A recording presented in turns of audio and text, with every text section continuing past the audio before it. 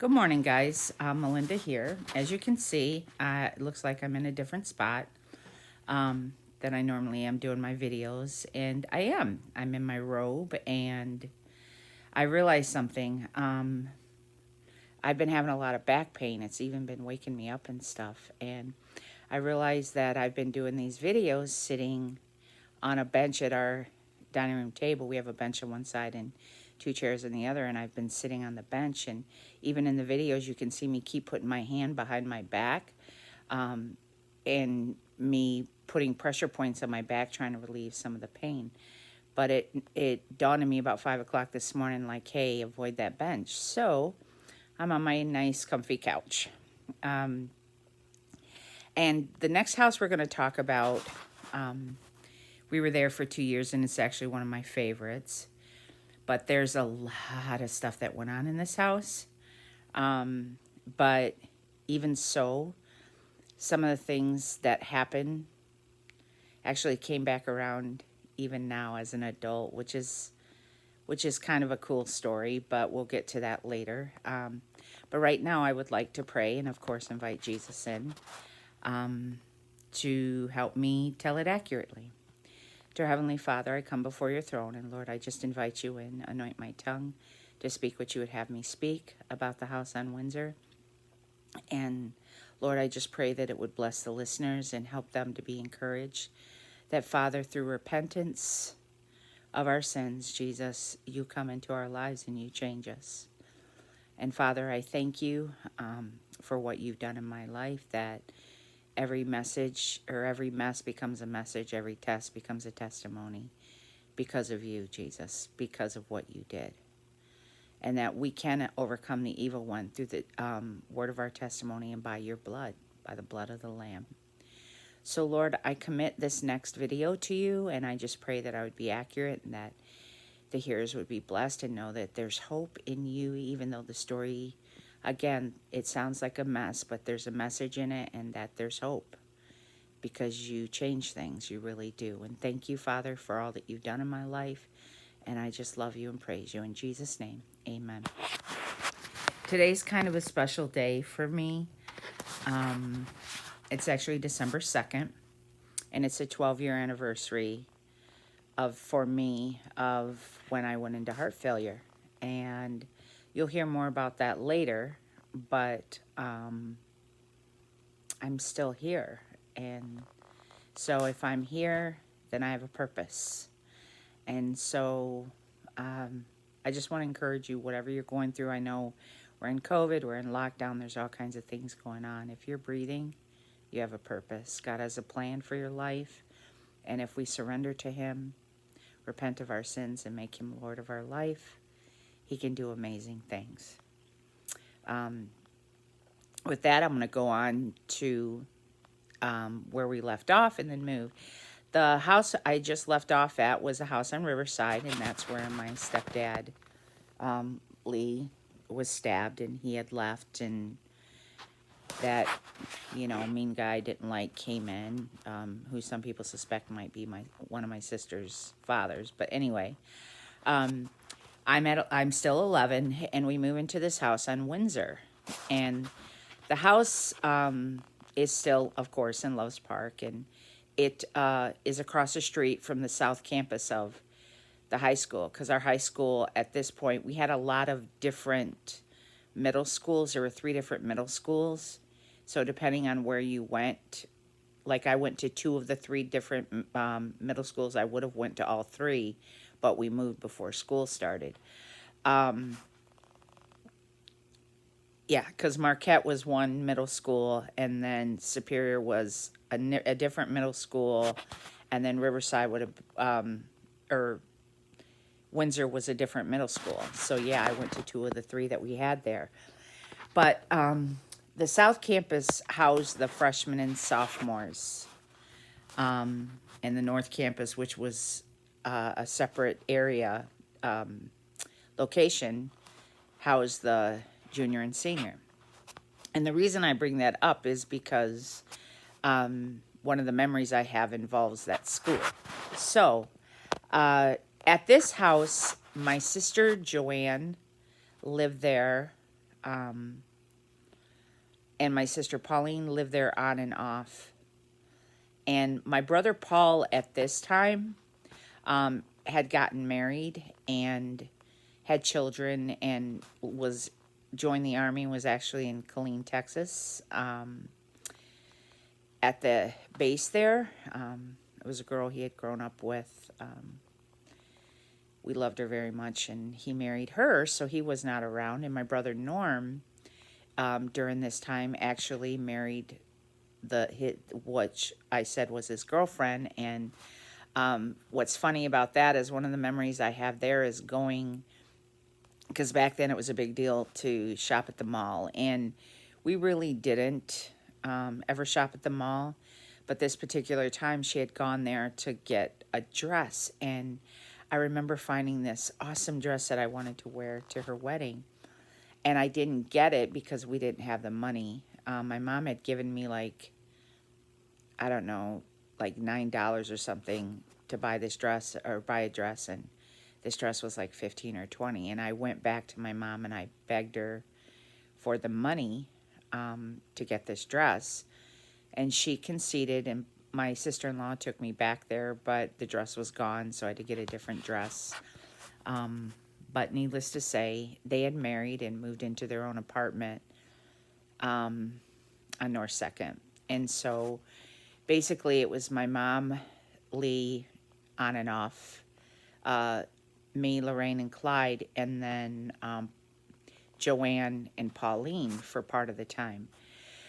Judy had met a guy named Tim, and they were traveling all over the United States for, I don't know if he worked for the railroad or what, but they had settled in Florida. And at the time, Joanne wasn't, they hadn't settled, I don't know if they hadn't settled in Florida yet, but they had been traveling, and Joanne was traveling with them for a while. But at this point, custody of my nephew sort of transitioned from his mom, Joanne, to my oldest sister, Judy, because of my sister Joanne's struggles with drugs and stuff. And what's funny is at this house, the school across the street, I'm not sure, I think I would sit out on the stoop, and there was this kid, he went to school there, and I would see him every day. And at some point he came across and started talking to me. He was 15 or 16 and really sweet boy. I was only 11 at the time, but he was kind to me and talked with me. And my sister Joanne would come out and she would talk with us, but she didn't like to wear bras, and she would wear her shirt unbuttoned low, and it would make me crazy. And she loved to cuss, loved it like my mother.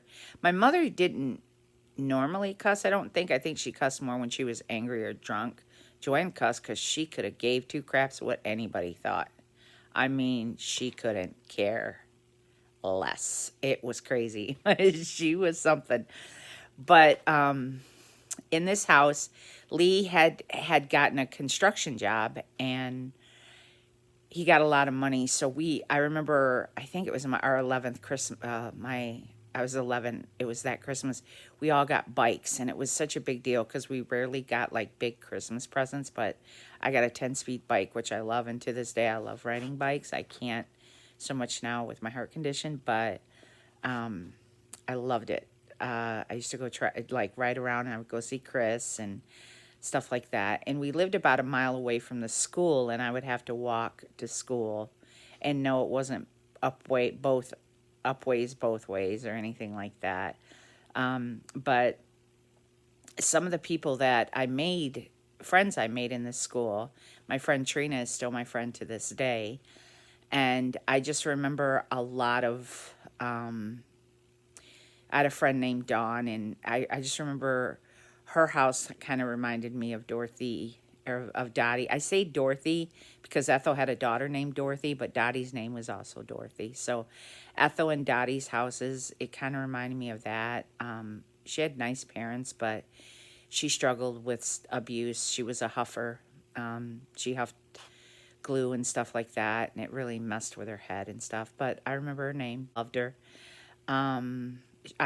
She would, somehow or another, we would connect later in life, and I got to see her one time, and she shared with me her journey, and it was not good. She had a lot of drug issues and stuff like that. And my friend Trina would actually come back into my life about the same time. I She was actually there for a lot. Sorry, I'm biting my lip. But what was cool about this house, and the reason I liked it so much, I think, was our next door neighbor, which was our landlord. It was Bill and Shirley, and it was Debbie and Brian. And Debbie actually was 2 years older than me, but right away she became my friend.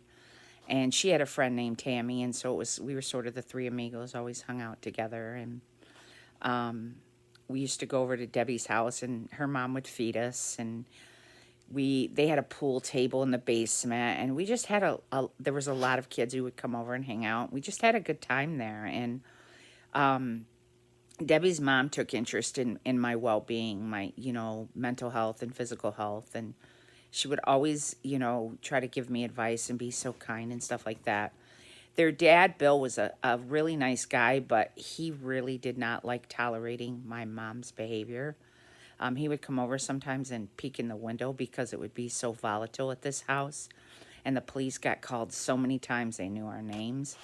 And again, it was from Mom and Lee fighting. And there was a time here where my mom's gambling got so bad, like, that I would go to school, and we didn't have shampoo and stuff like that. And I actually had a science teacher call me out of class, took me into the hallway, and told me about, like, cleaning myself and how to get my hair brushed and stuff like that. And I remember feeling humiliated and embarrassed because we had no control over what my mom would do, because her and Lee, they just cycled.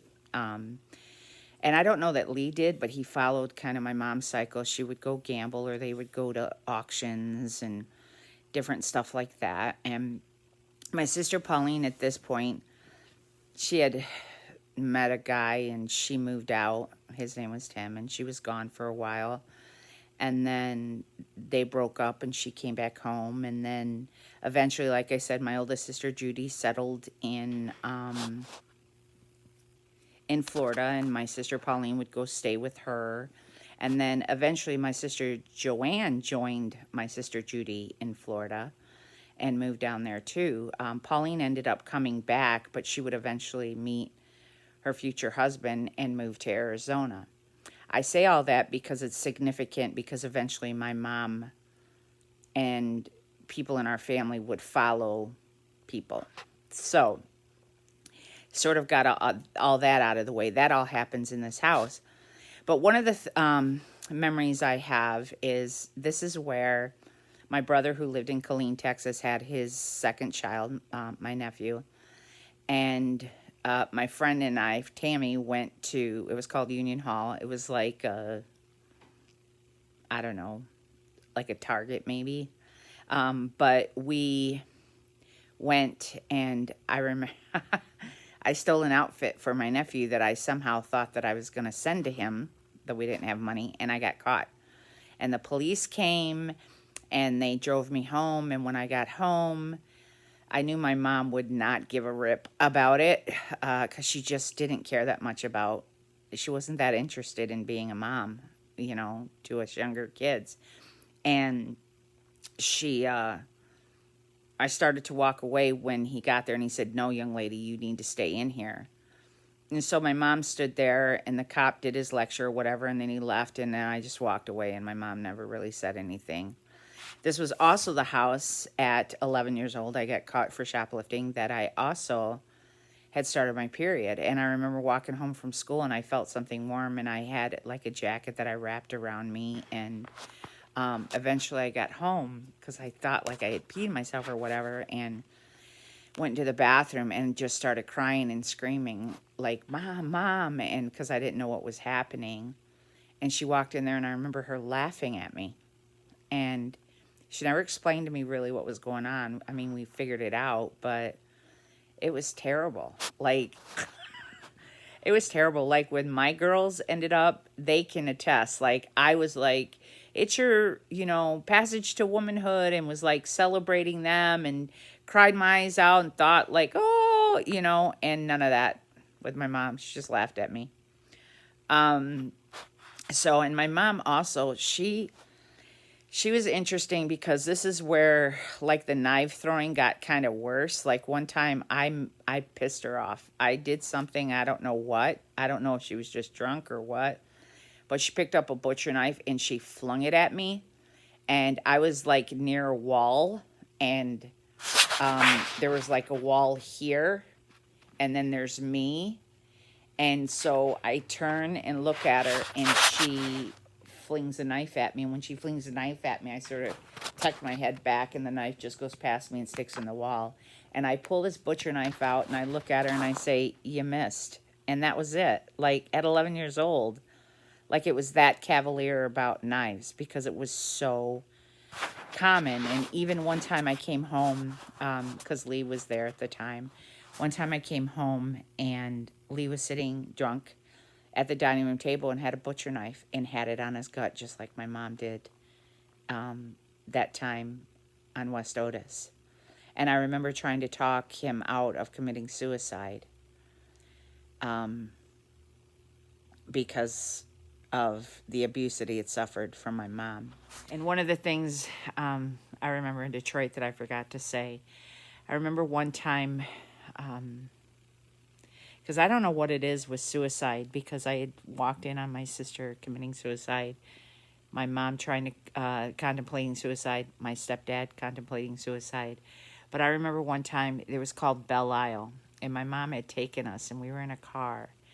And I remember, and I don't know why, but this particular time, we had driven up like to the water's edge, and I remember her sitting there for a long time,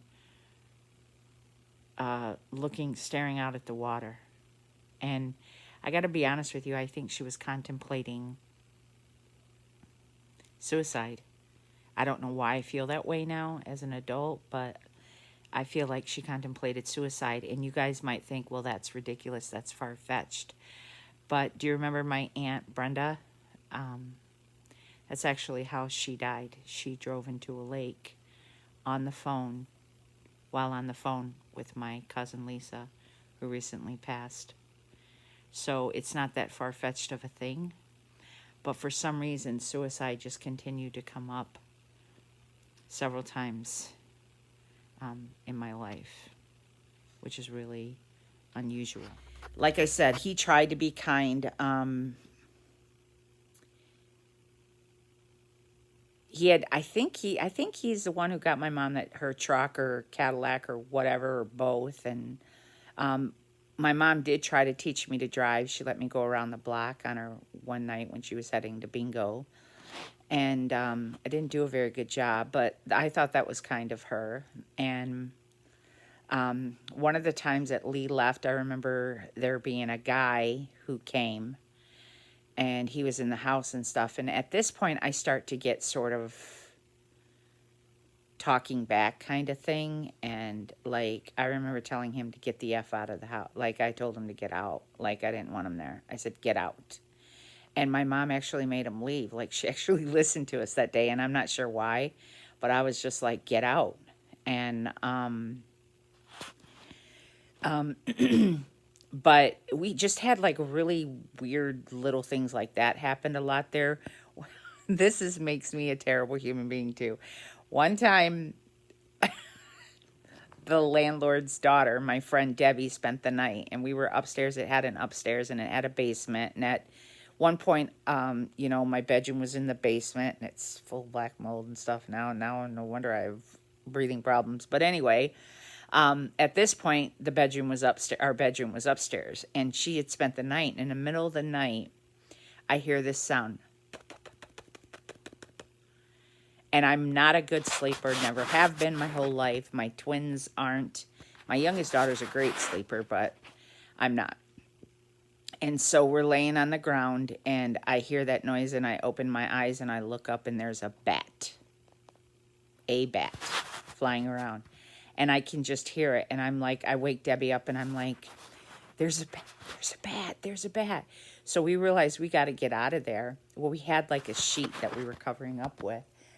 And I'm such a terrible human being. I'm so embarrassed about this, but okay. So I'm in the front and we're kind of covering ourselves with the sheet, trying to go down this hallway and then down these set of stairs that go down and then curve and go down. Well, remember I said that I was like when my mom trying to settle her down when she was in a fight with someone, I would go toward the danger.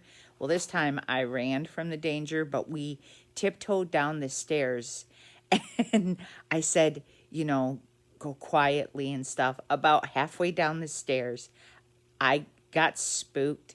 I let go of the sheet, took off down those stairs, and shut the door at the end of the stairs. Because back then, there were a lot of times there were doorways. We had that way on Holland. In this house, there's a doorway blocking upstairs. Well, I shut that door, and my friend is pounding on the other side. Debbie is pounding like, let me out, let me out.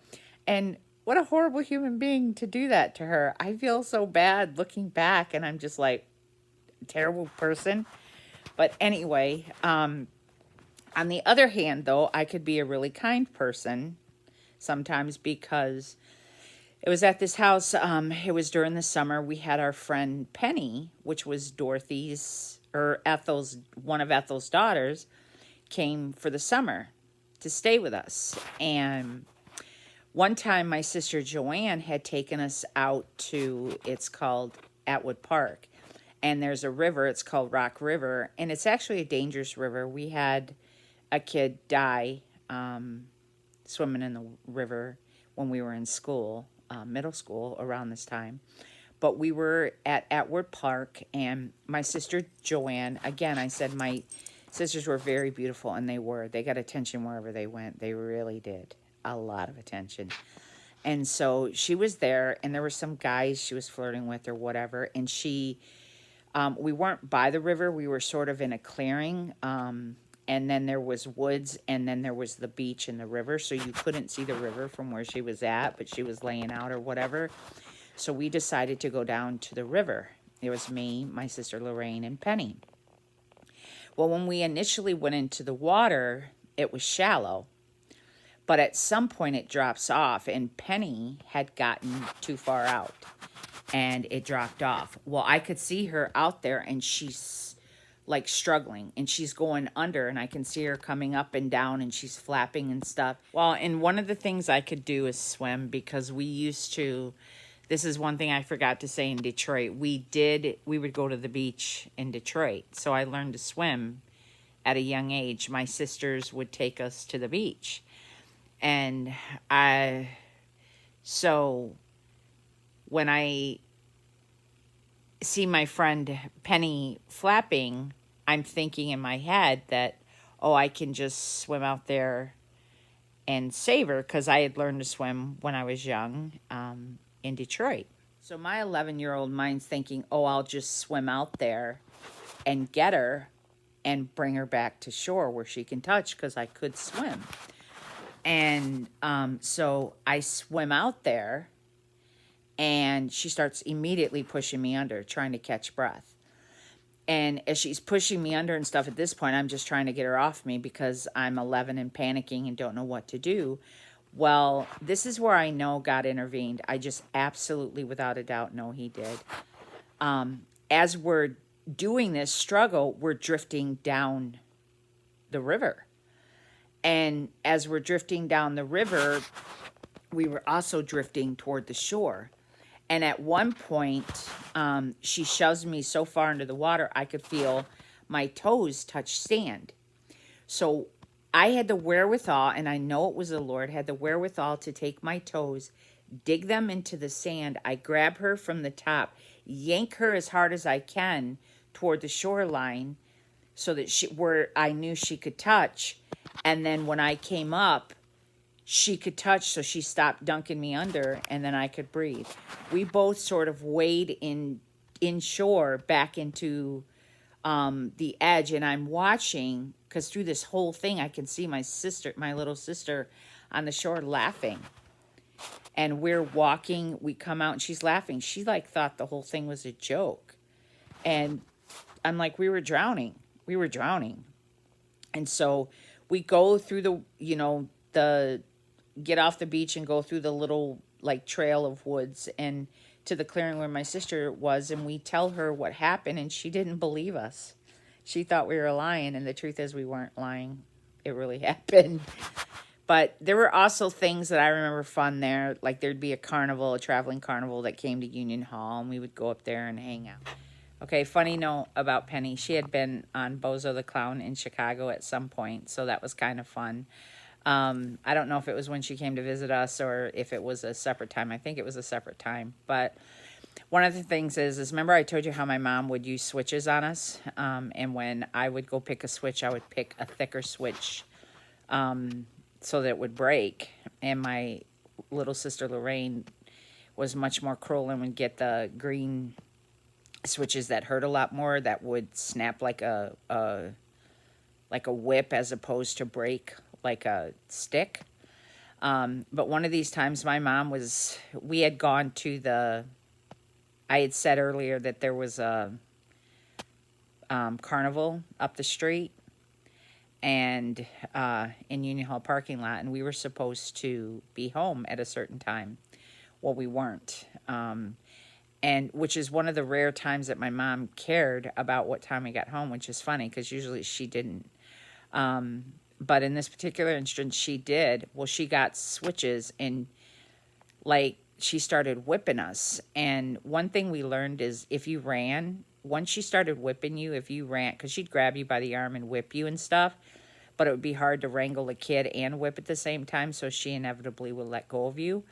And when she let go of you, you ran. She would not chase you. Well, Penny stood there and kept taking. And we're like, run, Penny. Run. And eventually, I think she ran up the stairs. But yeah, that's one of the things. Poor Penny got whipped by my mom. And I know I laugh, you guys, but if I don't laugh, I'll cry because it's just so tragic and sad what us kids went through, and the only thing I can do is laugh at it at this point because it's so absurd. And even me, having gone through it, looks at the absurdity of my life sometimes, and I know that people think I'll be lying, but I have people to bear witness to what I'm saying. It's just so absurd sometimes. I can't help but laugh to think like, oh my gosh, like really? You know what I mean? Yeah. So I could run from a bat and lock my friend in there, and then another friend could sit there and try to swim out and save her. Like, that's where my 11-year-old mind was. And this friend, Debbie, she was adopted, and she had her own struggles and stuff like that. But one of the things that, because they took me to their church and stuff, and one of the things they used to do, which was really awesome, is they took us to a place called Lake Somerset because he owned a bunch of properties and stuff like that, and he owned his own business, which was on the other side of our house. They lived on one side; it was the house we lived in, and then on the other side of us was his business, and he sold gravestones, and so. All the gravestones were there. I mean, they weren't graves. They were just the headstones. And he had a little shop there. It was called, well, I don't want to say. He had a little shop there, and he made decent money at doing this. And his wife worked there and stuff like that. And another thing I did, which I'm not too proud of at this house is, as I had said, the owner had the tombstone, his business, and it was around Halloween. And as I said, I hated Halloween, so a lot of times I didn't dress up, but with my friends at this house, we would. But me and somebody else had decided to egg the tombstones, not in a grave, but in his business. And the next day he had to like wash all these off. And looking back, I don't know why we did it. I just think that's terrible that we would do that to Bill and Shirley. Yeah, I don't know.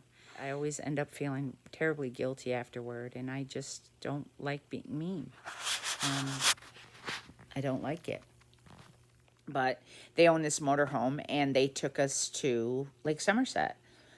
And when we would go there, we would go to the campground, and I just remember the smell, and she would make hot dogs, and she had the B&M baked beans, and I had never had baked beans that taste so good before, and we used to go swimming and stuff like that, and we just had a great time. And I remember driving through the lake, and I remember thinking, wow, what it would be like to live out there and to have a home in the lake, like to have a normal home. Because remember, I'm always in the back of my mind searching for a place to belong, a place to feel safe, a home, you know, purpose and value. But I didn't know that's what I was searching for at the time. But Shirley was amazing. She was a lovely woman, and she invited me into their life and let me participate in things that they did. And she didn't have to, and she did. And even when I became an adult, I would go back and visit her, because I just loved her so much. And she saw value and purpose in me, and she would fight for me. You know, when I struggled with anorexia, she would sit down and talk to me and try to help me to understand what I was doing in my body. And she was just an amazing woman. I loved her so much. She's gone now, but she lived her ripe old age, but she would never tell us how old she was, which was funny. And I remember crushing on boys that were a lot older than me, just like that boy across the street at the school had crushed on me. I didn't necessarily crush back, but I just remember starting to like boys at this time. And like we had a group of friends that we hung out with, and I remember one time like we were all goofing off or something, and I was wrestling with one of them, and I had like a tank top on or something, tube top or something, and it accidentally came down and exposed me. And I remember after that it was really awkward to be around him because it was so uncomfortable. I mean, I was only 11 years old, and we were all embarrassed, and yeah, because we were wrestling or something and it came down. I just remember that there. Also, kind of a traumatic event. Our dog Frisky, we still had. At this point, I think she's like 17 years old. But we lived on Windsor Road, which again was 4 lanes. It had 2 going one way and 2 going the other. So it was kind of a busy street. And many dogs had gotten hit on that road.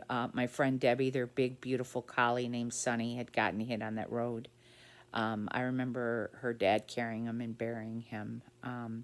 Our neighbor on the other side, their little black dog got hit on that road because he got out and got hit, and I remember that. And, well, this time, I'm about 13 at this point because we stayed there for 2 years.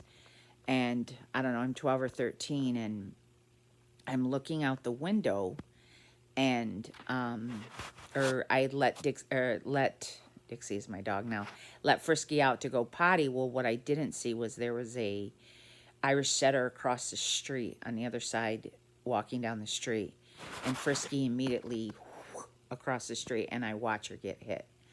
And that devastated me because I felt so responsible, like I had killed our dog. And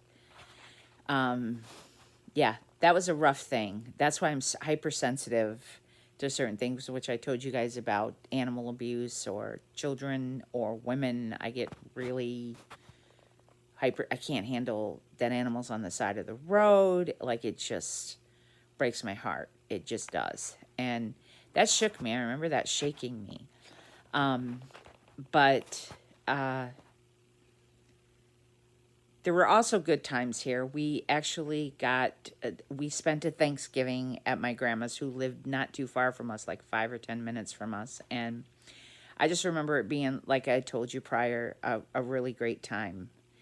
There was Easter spent there. We went, I may have already said this, my sister Joanne, because my mom did try to give us Easter outfits. She really did, every year.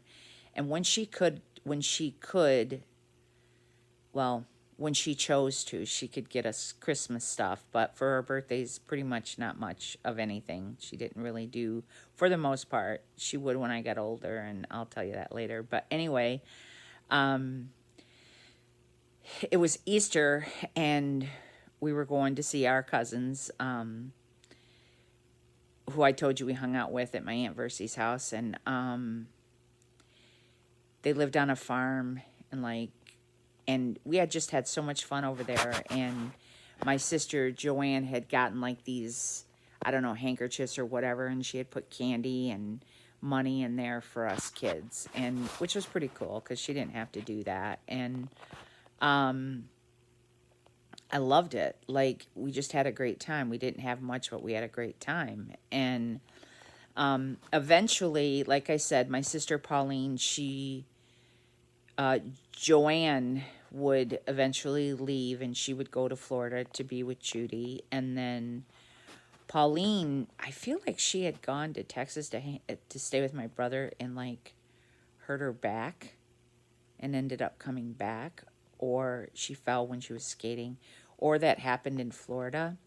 But one of the places she went, she ended up getting sick and had to come back home, or she hurt herself and came back home. But when she was home, we noticed that her eyes got yellow, more and more yellow. Well, eventually she went to the doctor, and she had hepatitis, and she was actually in the hospital for a while, and it was actually pretty dangerous for her. It had done a lot of damage. Well, shortly after she gets out of the hospital, her future husband takes her, and they take off to Arizona. And mind you, this is the same guy that had dated my other two sisters. He had dated all the sisters at some point through the years, except me. I was the only one. And but she took off with him, and I remember my mom being really, really upset that she was gone, because it wasn't much longer after she had gotten out of the hospital, and she left for Arizona. So Joanne was gone to Florida. Judy was in Florida. Paul was in Texas. Pauline had gone to Arizona. Norm was married, had his own place. So it just left me and the two younger kids. Well, their fights just got worse and worse and worse. And like I told you, just different things that kept happening. And it got to a point where I couldn't take it anymore. Like, I just wanted out. And so, like, I had turned 13, and it was like less than a month after my 13th birthday, my sister Judy invited me to come live with her. And because I couldn't take the volatileness of my mom and her drinking and fighting with Lee, and Lee leaving and coming back and not having shampoo or stuff like that, and just as much as I loved our next door neighbor, who stabilized a lot of it, I mean, the cops knowing us by name, and it just got wearying, and I was tired. Well, my mom, we had gone down to Florida at some point to visit. I was in 8th grade. We had gone down to Florida to visit. And we actually, my sister Judy and Joanne, they took us to Disney World, and we got to go to SeaWorld. And I remember not liking Disney World that much because you had to wait in lines and it was hot. But I remember SeaWorld, and I thought it was great. But I do remember this about my sister Joanne at that point. Again, my sisters were so pretty. And we were, this is terrible. We were going, gosh, Joanne, I love you. Okay, we were going through Disney World, and my sister Joanne, I don't know, some guy was talking to her or something, and she blatantly asked him, "Do you got any drugs?" And he's like, "No, I don't do drugs." And she said, "Then what good are you?" And then they end up getting like in a fight there in the middle of Disney World. And like my sister Judy would have to rein Joanne back in because her drug use at this point was out of control. Well, that was a visit, and then I turned 13 shortly after that, and then like a month, it was just a few weeks after my 13th birthday, I went down there and decided to live with Judy.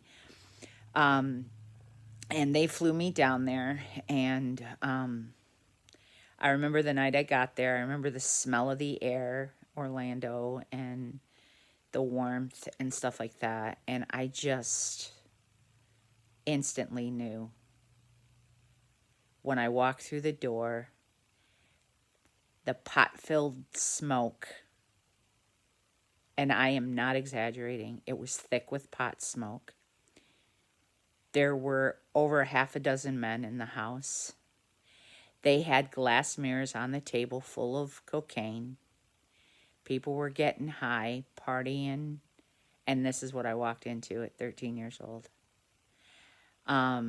She also had my nephew Stephen because Joanne lived there, but she had custody of Stephen at this point, and I was just like, and I remember walking straight back to the back bedroom and calling home because I knew I had made a mistake and I just wanted out.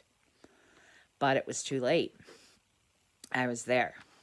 And and just so you understand, like, the people who were in this house when I walked in, there was a doctor still in his scrubs.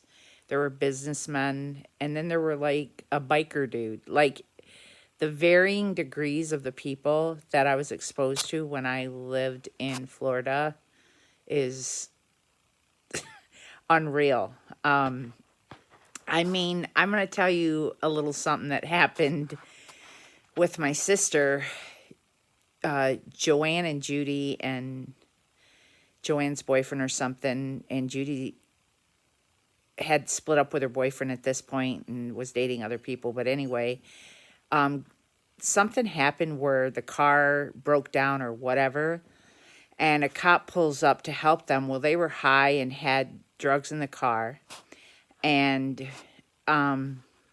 so Judy gets out of the car and meets the cop there, who takes her home and calls a tow truck or whatever and takes her home because they want to avoid this car. She gets home, rings the doorbell. I open the door in the middle of the night, and she's standing there kissing the cop. Yeah. And then I remember guys calling, constantly calling, and I have to take messages because there would be so many men. When she was dating somebody, was one thing, but if she wasn't dating anybody, I mean, when she was with Tim, I think she was just with Tim, and when she was with that guy who had Agent Orange, she was just with that guy. But when she wasn't dating anybody, when she was playing the field, she was playing the field. I mean, it was ridiculous. And so when I walk into this and see this, I know I cannot stress enough, like, how many men came in and out. It was ridiculous. It was crazy. Crazy, crazy. Crazy. Yeah. I'm in 8th grade, and at this point, there was no more violence, but now it was just all drugs and sex everywhere. And music. There was a lot of great music. My sister had a library of albums. I remember Journey. I remember Little River Band. I mean, she just had a lot of vinyls. But in my head, I just couldn't cope with what's happening. And she had a lot of different men coming in and out. And at one time, she had a steady boyfriend who was a hairdresser. And he had gotten Agent Orange on his hands. And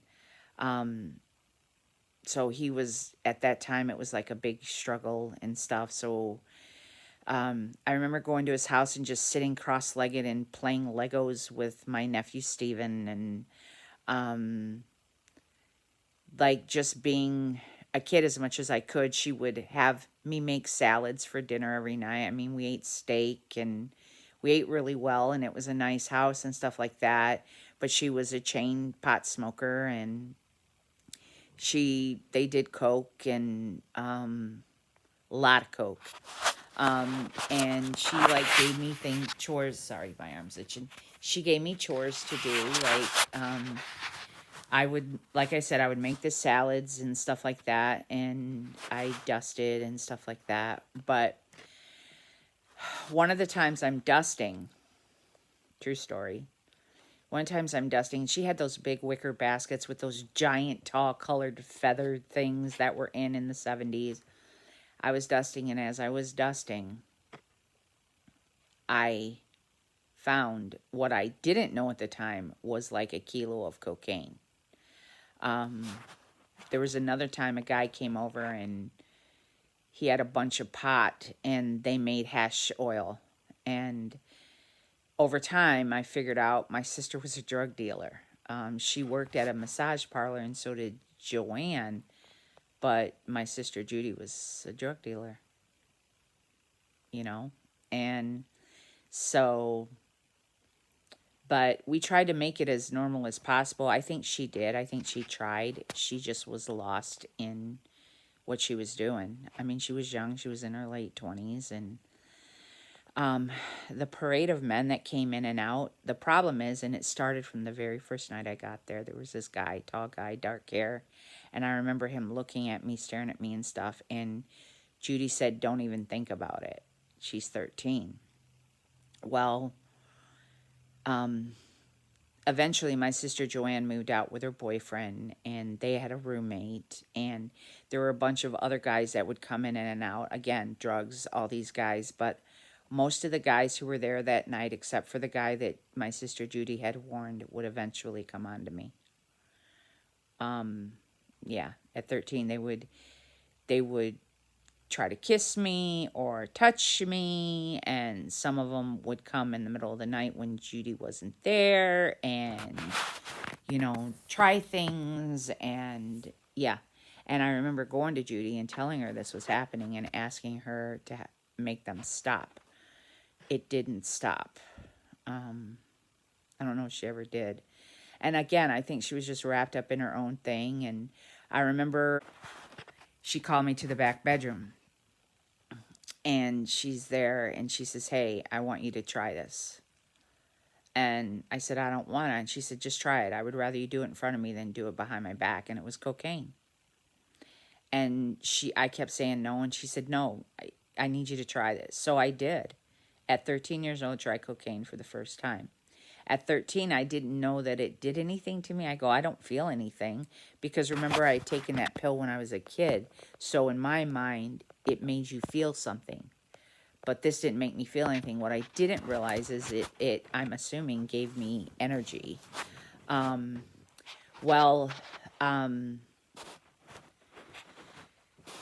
there, going to school, like, I knew I didn't fit in, and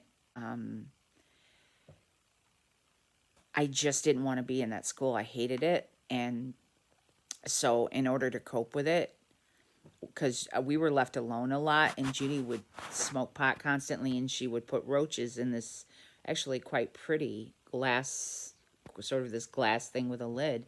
Well, eventually I started stealing her roaches and rolling pot myself and smoking pot before school so that I could cope with going, because I hated it so bad.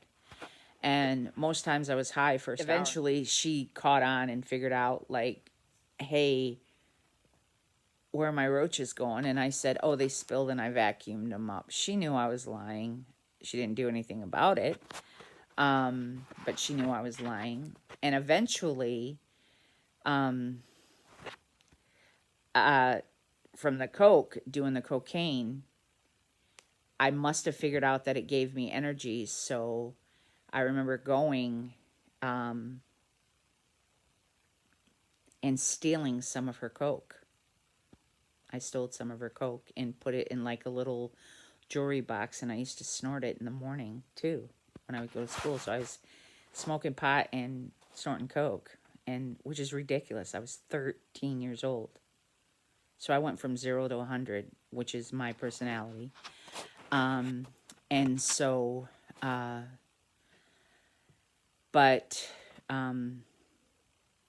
as I went to school and stuff like that, because she would parade men in and out, and I'd get up for school and get ready and walk to her bedroom to get into her bathroom to get something, and there'd be a naked man there. I mean, I saw naked bodies all the time. Naked men's bodies, ridiculous.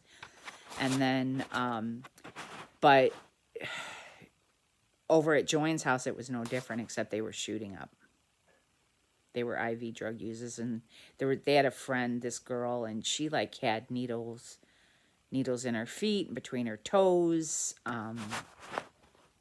Like they just shot up all the time, and so did the roommate, and so did her boyfriend. And I think her boyfriend was a drug dealer too, if I'm not mistaken, Joanne's boyfriend.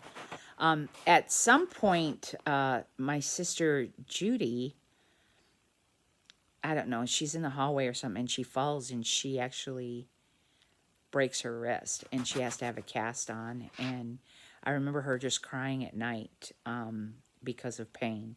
So I imagine that her popping pills got way worse during that time. But in the midst of this, there was my nephew Stephen, and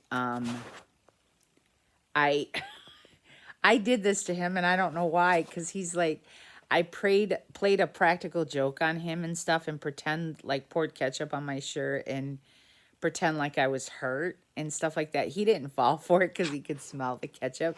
But looking back, I'm like, that's morbid. Like, what was happening in my pot-induced, cocaine-induced brain at 13 years old? Can you imagine?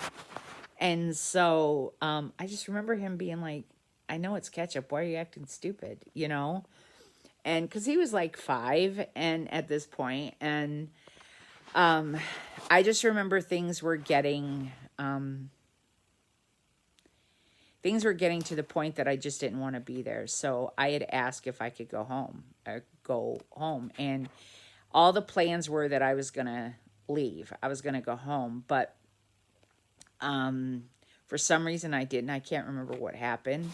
But we had told the school that I was leaving. So the school thought I was leaving. Well, when we decided, for whatever reason, that I wasn't leaving, I was supposed to go back to school. Well, I never did. I would pretend like I was going to the bus, and I would walk around for 6 or 7 hours while school was in session, and then go back to the school bus and then walk home. And so this happened, I don't know, I did this for like 2 weeks. And at the end of the 2 weeks, one day I was walking up to the bus at the end of the day of my walking, and there was standing my sister Judy. And the school had called finally, and because there was no transfer from the other school or whatever, and she discovered what I had done. And so, yeah, I just progressively got bad here. It was pretty fast. It was like fast. I was only there for 4 months. I went from like a kid being a smart ass or whatever, and I don't know just how I progressed so fast. But now we're going to I remember at Christmas time, because I used to babysit Stephen a lot, Joanne had given me $50. And she took me shopping, and I remember it was a head shop. And I ended up getting my sister Joanne a bong with, like, I don't know, it had 4 or 6 thingamabobbers, I don't know, things connected to it, hoses, whatever. And then my sister Judy, there was this necklace she really wanted, and she thought was so beautiful. I ended up getting that. And so yeah, I ended up going to a head shop to get them Christmas presents, and I was like so proud of myself because I had earned that money to babysitting or whatever.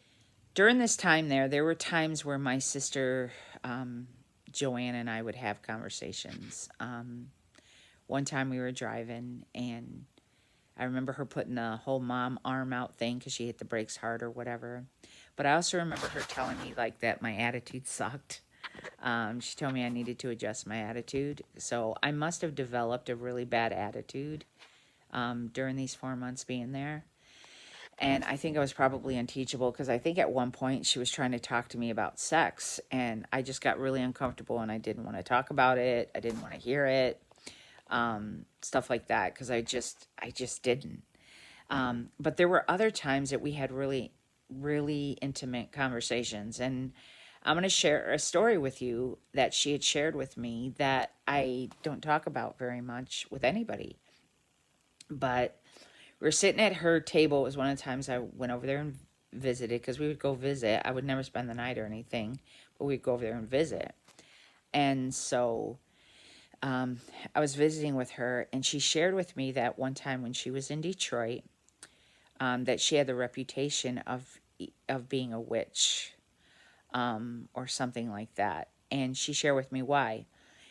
One of the times when she was dating Johnny, she must have been in the apartment with Judy or whatever, but he came over and she was able to get the light switches to turn on and off, and it freaked him out or whatever. And I think that, I don't doubt that that happened, but if it did, I know that it was demonic, again. But because I know the enemy had a stronghold over her life, because I know the end of the story. And so she shared that with me. And then she shared with me one time, she said, the other reason I got this reputation is when Dad, and she's talking about my dad, because I said he got close to especially Joanne. And she said when Dad was in the hospital, she was sitting in the bar, and a man came up to her and he said, is your dad still in the hospital? And she said to this man, yes, he is. And he said, well, I hope he dies for what your grandmother did to me. Well, that's a wrong thing to say to someone who's grieving. And my sister Joanne turned around and beat the shit out of him. She shoved him into this back room and she knocked him down, because he apparently was on crutches and was missing part of a leg. Well, it turns out that he had tried to sexually assault her kids, and she shot him in the leg in the hills of Kentucky. And so, but this is the same guy, I guess, and that's why he said what he said to my sister. Well, she like grabbed him and she shoved him into this back room and like got in a fight with him, and he ended up on the ground, and she looked at him and she said, you son of a bitch, you're going to be dead within 2 weeks. And within 2 weeks, he died in that very spot that she had knocked him down in. It turns out that he would die in that very spot 2 weeks later from alcoholism. And so that's where she got this reputation. And I think it was the enemy had a stronghold of her life. And he used drugs and people and men and our family to gain strength. Those were all avenues in which he used. So sometimes we could actually have really meaningful conversations, even in the midst of all the drug use. But it came about New Year's Eve. Joanne and her boyfriend and their roommate had come to visit at Judy's. And for some reason, Judy had allowed me to go over to their house and spend the night. I'm not sure why. I look back and I think, because there were, like, we would go visit, but she wouldn't let us spend the night. She wouldn't let me or Steven spend the night. So I don't know why she did this particular night. But when we got in the van, it was Joanne, her boyfriend, and their roommate, which was a guy, and there was nowhere to sit because there was only like one plastic chair, like a lawn chair that was in there, and he told me to sit on his lap. And so I sat in his lap because I just did what they told me to do. I really never fought too much about things, because when I did try to fight, no one listened, so I just went along with everybody else. And so I sat there. When I was sitting on his lap, he started kissing me and stuff, and I really don't get why someone didn't stop what was happening or whatever, but no one did. Anyway, saying my 13-year-old mind, I didn't like the physical part of them touching me and stuff. I hated that passionately because of everything we had been through. It just made me sick and feel dirty and used and gross. And I had asked my sister, to tell the guys to stop coming on to me. At this point, I had shared, many times with my sister Judy about the guys, and nothing changed. And so I didn't say anything. I just did what he said, sat on there. And he was kissing me on the way there, and nobody said anything. We get to her house, and they immediately all go into the kitchen, and they're like shooting up. And like right there. And I remember even like they had like a clam cook and clams, but they were shooting up. And so I went to bed, and where I went to bed, because there was two bedrooms, and he was in one, and Joanne and her boyfriend Danny were in the other. So I had like this day bed, but it didn't have a frame around it, just this day bed that was in the living room, and I went to sleep on that. Well, they proceeded to continue to party or whatever, and then at some time in the middle of the night, after, or maybe early morning, I don't know, after everybody went to sleep, I was awakened by their roommate. And he got me up out of bed, brought me into his bedroom, and took off my clothes and started having sex with me. And I remember asking him to stop and telling him that it hurt. And at that point, he had a condom on, and he took the condom off and continued to do what he was doing. When he was done, I just got up and went he went to sleep, and I got up and went back into the living room.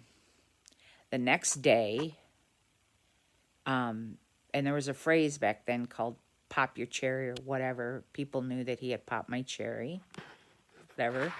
And so I went home back to Judy's, and I told Judy what happened, and she flipped out. She threatened the guy, and like she flipped out. And she actually said to me like about, what if you get pregnant? And I was like, well, I'm not going to get pregnant, but what did I know? I was 13 years old. I didn't know anything. All I knew is what happened. And she was screaming at me, and she yelled at him, and within 2 weeks he had left because she was threatening him like she was not a happy camper. So with that, he had left within 2 weeks and stuff like that. And like, I just wanted out of there. Like, at this point, I'm like, I want out. It took a long time for me to use the word rape. I don't know if he raped me or not. When I describe the situation to other people, they say, yes, it's rape. But because he wasn't mean and brutal like had happened with so many other things, it was, I could say molested me, but I had a hard time using the R word. And even now I struggle and wrestle with that, because I feel like I must have done something to cause it. I let him kiss me, so it's my fault or something. And the reality is that's not true. He had no right to do what he did. I was 13 years old. It was rape. It took me a long time to resolve that in my head, that it was rape. It was actually my children who called it that for the first time. I would just say, well, he had his way with me or stuff like that. And so, but that one incident would change a lot of things in me too. Yeah. And that happened on New Year's Eve, and by February 8th, I think, was my flight.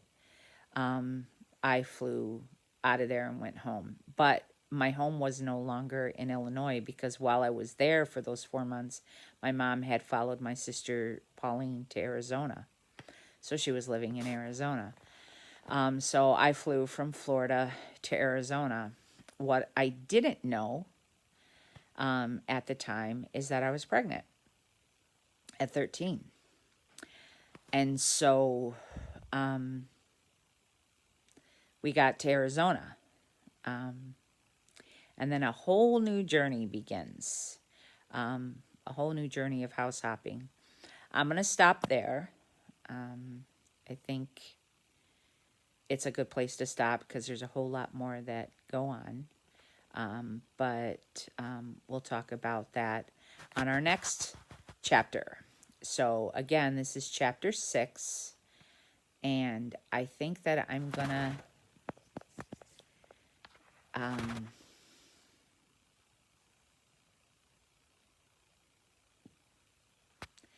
think I'm gonna name this From Bad to Worse, because that's what it was like. It was from bad to worse. So Melinda out.